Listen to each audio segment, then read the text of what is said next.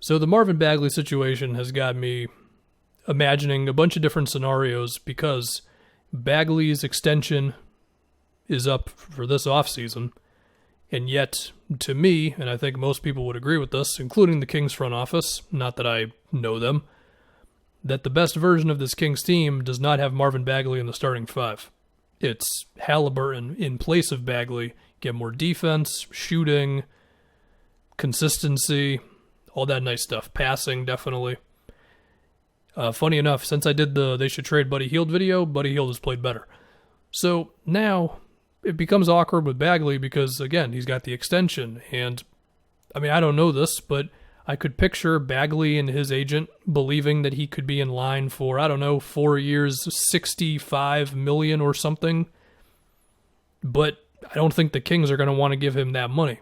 And yeah, a lot of this is injuries. I mean, Bagley's had really bad luck with health. I mean, he's out right now with a hand thing, and he'll be reevaluated in about 2 weeks, I guess.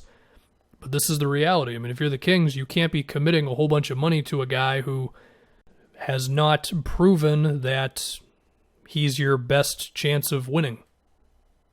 But at the same time, there's the belief of, well, if he's healthy, then he could be pretty good. At least on offense, definitely. So that's the first question. Would they be willing to give him like a $17 million a year offer? Or would Bagley and his people be willing to take a bit of a smaller extension? So that's my first question. Will they actually come to an extension agreement this offseason? My next question is, would they just trade Bagley to get away from this entirely? They already tried to trade him at the deadline for Saddiq Bey, and the Pistons said no. My guess is that Bagley's market would not be too great because, one, of, the injuries and all that, but two, everything the Kings are asking themselves about his contract right now, well, every other team has to do the same thing if they would consider trading for him. Now, even after that, let's say a team does want to take him on, what do the Kings want for him? I mean, they wanted a good young player in Saddiq Bey. I'm sure other teams wouldn't want to give you that, so would they just take a veteran who's solid? Would they take some sort of draft something? I mean, I highly doubt you're going to get a first for the guy, but you don't know. I mean, some team might just say, man, this dude was the second pick. He's 22 years old. Like, we got to be willing to give up a little bit more to get him.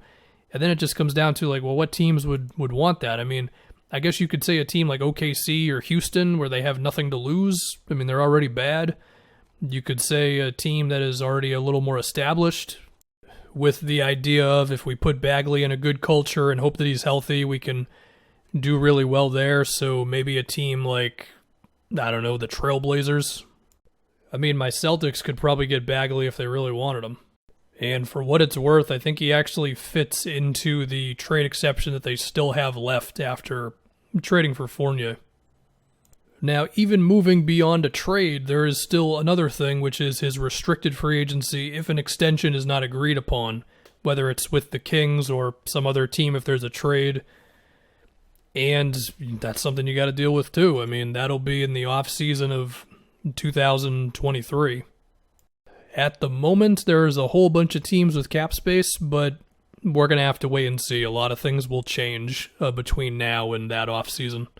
But the other thing with that, too, is if Bagley is not going to agree to an extension and he's going to bet on himself, basically, there's a chance he's right and he's healthy and he looks really good, whether it's for the Kings or someone else next season. And then you might be going into a restricted free agency where you're like, well, now we're probably going to have to match a bit. So it's just somebody's going to have to be willing to roll the dice, whether that's the Kings or someone else, and just be like, we think this guy's good, and we are willing to pay him at some point. Or someone will believe that they can just get him for not much money, which could be the Kings. Again, maybe they actually do agree to an extension that is a little light, but it guarantees Bagley a contract, and I mean, he's had injuries, and there's a chance he'll care about that sort of thing. Now, all of this is to say, I've got no frickin' clue. There are so many variables with this, you could convince me of anything. My guess, if I had to make a guess, I don't think they will agree to an extension, Bagley and the Kings. I think the Kings will look to trade him, there will not be any offers, and he will go into restricted free agency with the Kings, and he will end up on a different team. That is my guess. But even with that, I'm not super confident because I could picture a trade. Not that I can find the exact one, but it only takes one team, man. I think the other thing to notice with the Kings as well is if they do commit to Bagley, they will get pretty expensive because I have to assume they're going to want to re-sign Harrison Barnes after the 2023 season. They've already got Fox on a $32 million contract for 2024. And while Halliburton's extension, it's a bit of ways away, definitely, it creeps up on you faster than you might think. And if you've already got Fox at 34, and I think Halliburton is going to be making at least 20 a year on his extension. And if you want to re-sign Barnes, and then you have Bagley, that's kind of pretty much your team, you know? I mean, we'll have to see what they want to do with Buddy Hield, but yeah. I mean, maybe they don't want to bring back Harrison Barnes after 2 years from now, but I don't picture Harrison Barnes falling off. He's a very solid all-around player. But still, the pathway for this team to be really good is through Fox and Halliburton, and I mean, we'll see who else falls in place next to those two. I'll tell you this much, though. When Bagley comes back, they can't be having Halliburton on the bench anymore. It's actually a joke that he comes off the bench at all. I mean, he should have been starting by, game 5, to be honest. But especially now, no, he can't go back to the bench. And, yeah, I don't know if there's anything else to really talk about with this team. I mean, there is Richaun Holmes' contract. I think they should bring him back. It's not like they're hugging the salary cap that much this offseason anyway. And besides that, I think we just got to see where they end up when the season ends. I mean, they're right in the middle of the play-in conversation. They're a game behind the Warriors for the 10th seed, and now that they're playing their best 5 guys, they're giving themselves a better chance to win. And I think for the long-term thing for this team, you could argue that it would be better to just get the lottery pick.